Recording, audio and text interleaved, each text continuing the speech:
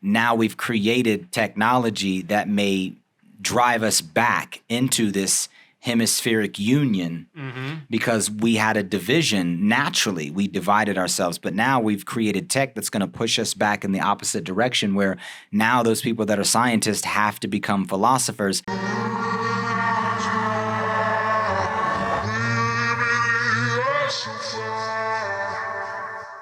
What's up, everybody? Today on Universal Theory, we're going to be continuing our series on AI. If you like this series, drop a like. Let us know down in the comments below that you appreciate what we're doing, and go ahead and share this with anybody that you think would appreciate it. And don't forget to hit that sub bell and make sure you're getting notified of all the content we're dropping. We're dropping content 3 times a week, and then shorts, like 14 shorts a week as well. So we're pumping out plenty of content for you. And today we're going to talk about, how we're left brain, right brain. That's what we do here, holistic thinking. Today we are going to talk about the left brain being computers, being this AI that we're developing, and are humans actually the creative right side of the brain. And what we mean by that is we know that we have both hemispheres, but we're talking about from a larger sense, from a sense of what we're good at. If we were to optimize humans and computers as one singularity, how would that play out?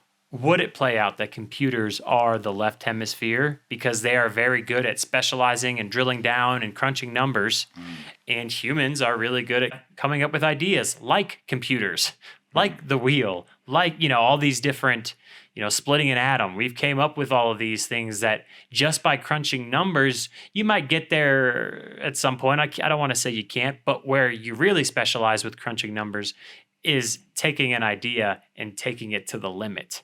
Right? Like what we do with our PhDs, like what humans, would there be any need for a PhD? Or would everybody who goes to school now be a generalist? I mean, that's a fair question.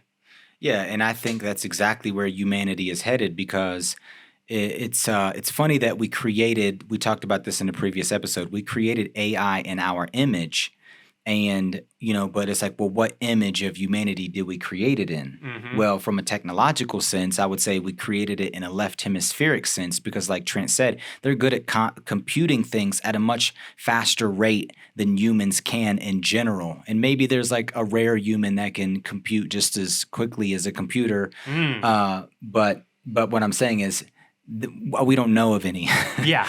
And so I'm not going to leave that out, but I'm just saying that we created them to be an extension of human intelligence, but from what framework? From the left hemispheric, we would argue. Yes. And because they can analyze details and take them out of the context of the whole, they can make abstractions and they can concrete things in the image of how humans do so. So it's not like we let robots run rampant and they have their own robotic intelligence that is completely devoid of human intelligence, because robots, for the most part, we wanted to be interpreters of data in a similar way that we interpret it. And then it translates it in humanoid language. But now we're talking about left hemispheric analyzation and computation and, being able to process data in that way. So like he said, will there be a need for a PhD or a specialist if the robot can specialize in it? Because it's an extension of your senses. It's like Iron Man with his Iron Man suit. Yeah. So everything that he can do with his ideas, he created a computer in a form of technology that can concrete those ideas and can make practical. Yeah, I mean, technology is an extension of our senses. There is no tech that isn't an extension of our senses, and that's like what Jordan was saying with the Iron Man suit. So it's not like we're creating some new sense.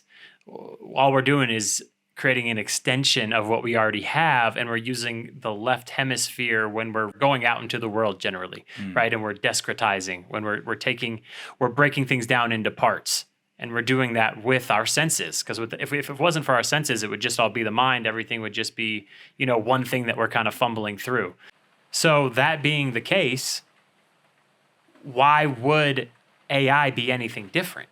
Why would AI be anything different than an extension of our senses, allowing the humans to sit back and do what they do best, and that's create?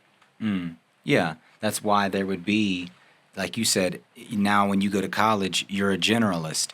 So you analyze all of these different ideas, and it's not like we won't have specialists, but the specialists will probably be less abundant than the generalist, and the specialists will also have to be able to generalize, or they will become obsolete eventually.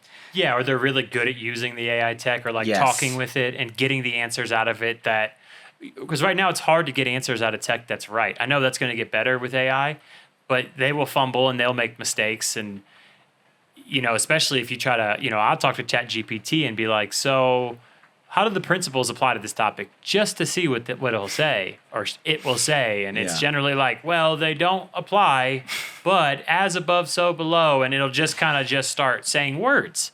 Because like we talked about in the last episode, that's what it does, the next probable word. Well, there's not a whole lot of information out there about what we're doing. Like, it's just not like ChatGPT doesn't have a huge database to say what the next probable word will be. So because it doesn't know what the next probable word will be, it just starts reading basically like a book. So you would need something to kind of guide that AI if it ever gets to the point to being able to ask it these kind of fundamental right hemispheric philosophical questions. Yeah. And tying that into what we're talking about, we've been building on tying together, like he said, the right hemisphere, the left hemisphere, and philosophy and science. And it's funny how people will rebel against that notion. One, as if there are no facts, concerning the topic, which there are plenty. But two, because they have a disdain for philosophy or a disdain for science. And the funny part about it is now we've created technology that may drive us back into this hemispheric union because we had a division naturally. We divided ourselves, but now we've created tech that's going to push us back in the opposite direction, where now those people that are scientists have to become philosophers, and those philosophers can't just remain philosophers because, like he said, we have to have intermediaries. We need to know how to deal with the tech. If you have an extension of your left hemisphere, computers, technology, AI, and you are right hemispherically dominant, you still need to know how to utilize the tech, because now it's going to be more readily available for you so that you can concrete these ideas. Unless, of course, you just want to dwell in the abstract and you don't ever really want to see any tangible results. We created science for tangible results, and science created technology for more tangible results at a quick pace. Yeah.